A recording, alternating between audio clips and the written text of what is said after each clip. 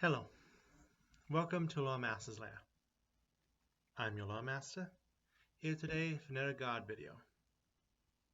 In honor of Starfinder 2e, we will be looking at a Starfinder God. That said, I have done most of them that we have an actual full write-up for, talking about most of them alongside their Pathfinder counterparts. The only one that we have not done yet is Hylax, the goddess of diplomacy, first contact, friendship, and peace. Now, as always, the first question is where you can find information on Hylax yourself. The basic information would be in Starfinder Galaxy Guide. First edition is already out. Second edition is a few weeks away. There's also a decent amount of information in the book Galactic Magic, but as for the whole write-up, what you are looking for is Book 4 of the Attack of the Swarm Adventure Path, titled The Forever Reliquary. In addition, we have a few extra bits of information you can find in the books Interstellar Species and the Pact Worlds, as long as the Forever Reliquary itself. Hylax is a deity who is worshipped by many eusocial insectoid species. This included the Kuchan. I apologize. While the Forever Queen was hands-off, wanting the creatures to make their own choices, the species craved to be of one mind, and Hylax did not stop them. This eventually led to the Kuchan becoming the galaxy-wide scourge, the Swarm, who left her behind. Yet she still waits, not wanting to interfere with her children and have them choose the path they walk, though they all claim she did intervene, and that those who wanted to walk away eventually broke away from the Swarm and became the Shirens with her help. She appears differently based on the insectoid creatures who worship her, whether crowned Shiren, the living Mega Queen on the Chalk, to the editor's more abstract images by various other creatures. What they all share is a peaceful demeanor and a depth of wisdom, both unrestrained by form. While we're on the planet, let's take a pit stop to look at today's first side tangent, the part of the show where we look at the secrets of the universe. Today we do so alongside philosopher worms.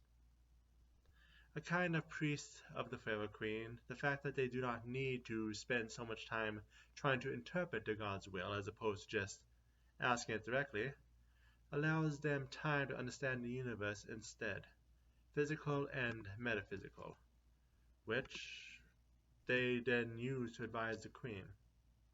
And yes, some see fault in this, but for the followers of Hylax, the fact that their deity listens to their opinions is part of what makes them so faithful. The Forever Queen is revered across multiple species. From the Shiren, they remember her from before the days of the Swarm as a deity who was their patron. For those of the planet Nachok, their queen is her incarnation, and they have worshipped her in the flesh for generations before the Shiren came with knowledge of the same deity. The Formians, in their structure to stop infighting, believe in an Overqueen who stands above the individual hives, and some recognize Hylax as this High Queen. A majority of her followers are eusocial creatures, but she welcomes anyone who seeks guidance, individual expression, and community. And yes, she believes in both being an individual and an active member of the community. Things she teaches are not contradictory, but help build on one another. As for a typical worshipper, she encourages her faithful to build their own system of beliefs. And a typical worship done by a Shiren versus a Trox versus a Fermian will end up different. That said, worship of Hylax is always a community event. Which brings us to our second side tangent, Formians. We have spoken about Formians in the past, but let's take a closer look at the species. Phormians are ant-like creatures who use their front appendages like most humans creatures do. They have 5 eyes, 2 compound and 3 which also simplistic eyes to detect light and movement along those lines. And their mouths are more adapted to feeling than biting strength. They are from the area of Castrovel known as the colonies, where they each have an individual hive built around a queen, which means most of their kind do not reproduce, instead synthesizing their identities around what they do as opposed to their gender. They value work and therefore prefer hobbies to entertainment. Despite their eusocial behavior, their kind does individually express themselves through the carving of their carapaces, and every now and then the call, which tells individuals to leave their hive behind and journey. The goal of Hylax's priests is to create a more perfect society, not based on law and obligation, but on mutual respect. There is no distinction from a religious and secular role, and therefore anywhere a priest can use their talents to better the society is where they will be found, making the workplace as welcoming and peaceful as possible. They often try to find themselves in counseling or administrative roles so that they can help others find their own ways through life. When it comes to temples, the largest are of course connected to a faithful. The greatest center of worship is of course the Forever Hall of Nechok, where the physical manifestation of her can be visited by pilgrims in person. She also has large followers on Castrovel among the Phormians, who see her as the Overqueen. She has 2 temples of worship among them. The first, a small shrine where a large impact happened, the location where the Shirin managed to negotiate a peace pact between the Phormians and Lashuntas, eventually ending a war which had gone on since the times of Galorian. The other, in the City of Shattered Minds, is a place where Phormians who have been separated from their hives for whatever reason can learn to be independent. Finally, back to Shirins. When they first arrived in the Pack Worlds, they negotiated a new home in Versus, now known as Sanctuary. While it is in an inhospitable desert in the forever blazing heat of the sun, the place is sacred to the Shirin, and they keep the city populated to this day. And one more shrine to add as side tangent 3, the Forever Reliquary.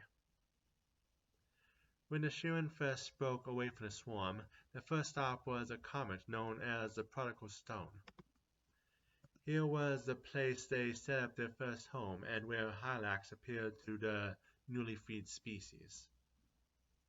While they later spread out to more planets and eventually to Pack Worlds, the monastery built on a comet, the Forever Reliquary, became not only one of the holiest sites of Hylax's worship, but home to one of the greatest artifacts of the faith, the Crown of Hylax.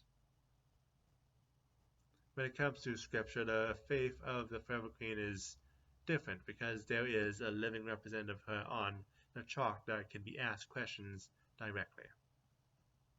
But it being Hylax, who does not want to be a demiurge, and she knowing how much effect her words would have, especially those which would cause schisms between people, she instead tends to consult the creatures known as philosopher worms before making an edict. The philosopher worms too make feces on various subjects, which are considered supplementary scriptures, with these being known as ribbons. Hylax takes on a more direct approach to media than most other faiths, as it is a common way to connect people, go through cultural boundaries, and learn about others in a safe setting. Because of this, Hylax's faith appears as a positive figure in popular culture. The faith funds countless media programs, including towards children, small videos, and vid games, from AAA games to indie projects. Even in media not funded by Hylax's faith, her followers are seen as naive at most, but still overall positive. For relationships, Hylax gets along well with good deities, closest being Abaddon and Shaylin. There are notable disagreements with Iomade because she does not oppose the faithful and followers of Zonkuthon in their experimentations with pain. Oris and Hylax's faith converge with the interest in evolution, especially where the swarm is concerned. Surprisingly, Damortosh has a respect for Hylax, after seeing her followers fight to protect their friends. The only true enemy to the faith of Hylax is that of the one deity which cannot be reasoned with, the Devourer. To end off, on to Side Tangent 4. We take a quick look towards a place we talked about a few times, the Chuck.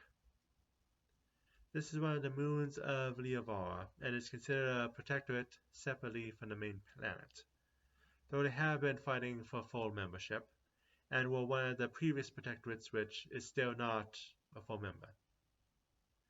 The mostly jungle planet is populated by various insectoid species who all focus on the worship of the feather crane, whose physical form can be found in the feather halls. Which brings us to the end of today's video. And now we are caught up with all God videos on Starfinder side, unless you count Shivska. Either way, we are still a few weeks before we reach Starfinder 2E's release. So next week, we continue our exploration of the Vesperium. See you then.